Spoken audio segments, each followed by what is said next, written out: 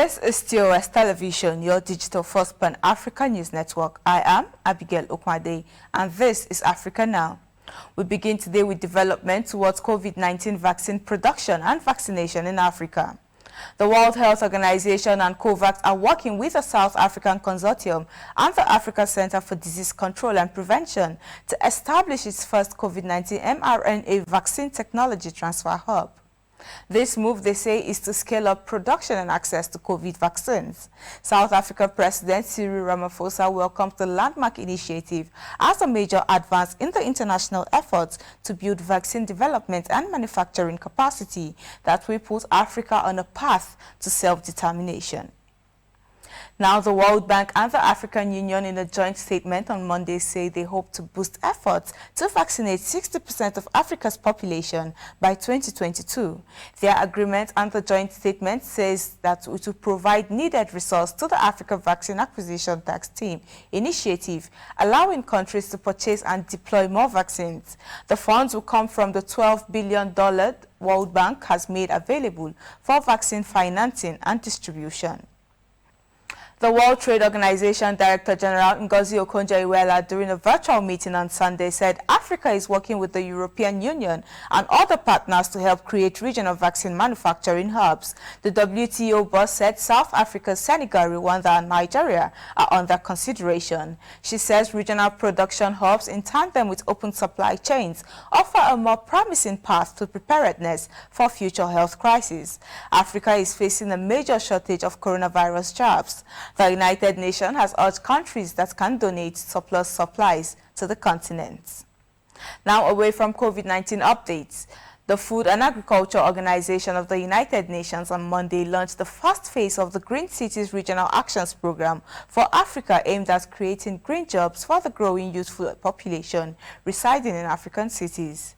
Kung Dong-Yu, FAO Director General, during the virtual signing ceremony, says the initiative targets clean and small satellite cities in sub-Saharan Africa that will discourage rural-urban migration of people. The initiative, that targets to reach 1,000 cities by 2030, will be implemented in metropolitan, medium and small cities in developing countries.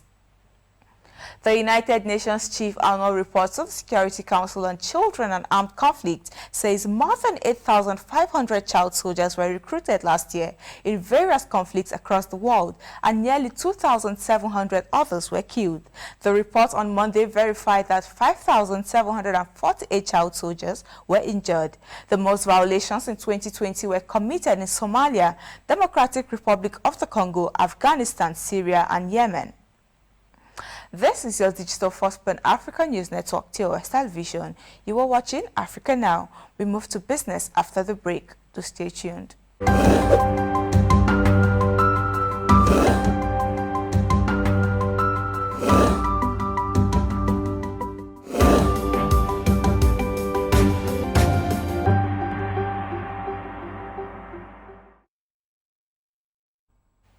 Welcome back. In business, Kenya recorded the highest amount of remittances ever sent into the country in a month in May, with $315.8 million. The 22% jump from the corresponding month last year, supported by a sharp increase in funds from the U.S., the largest source of diaspora inflows into Kenya and Saudi Arabia. The cumulative inflows in the 12 months to May 2020 total $3.365 billion. Still in business, Congolese Prime Minister Antole Colinet Makoso has promised to reduce a debt that has recently increased, while also acknowledging the financial difficulties his country is facing. Congo's debt currently stands at nearly 6 trillion CFA francs as of 31 December 2020, or 98% of the country's GDP. He says they must therefore do everything possible to make the public debt sustainable. Away from business, late Libya Muammar Gaddafi's private plane returned home to the capital Tripoli after nearly a decade in France for safekeeping and maintenance. The giant plane, an Airbus A340, landed at Mitiga International Airport near the capital city. Prime Minister Abdul Hamid Dabiba noted that the famous plane return to the country was a positive step for Libya, its security and wealth. Of the remaining 14 jets, 12 were scheduled to fly back to Libya, while the government was working on the return from abroad of the 2 outstanding ones, Dabiba said. 2 people were killed and 6 others injured on Monday in a train bus collision in Helwan City, near the capital Cairo, the Egyptian Health Ministry in a statement says. According to Khalid Mujahid, spokesperson for the ministry, in a statement, the injuries were minor and varied between fractures and bruises, adding that 16 ambulances rushed to the scene to evacuate the injured. Mujahid confirmed that all the injured are receiving necessary treatment at hospitals. And now to sports.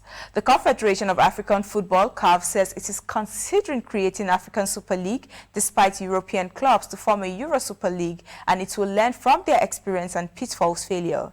Patrice Motsepe, president of CAF, said that an African Super League project should contribute to African soccer becoming competitive and self-sustaining.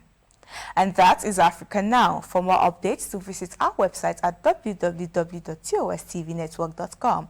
Follow us and like our social media handles on Facebook, Twitter and Instagram. And remember to subscribe on YouTube to stay with us and enjoy more programs on TOS Television Network. I am Abigail Ukmade. Thanks for watching.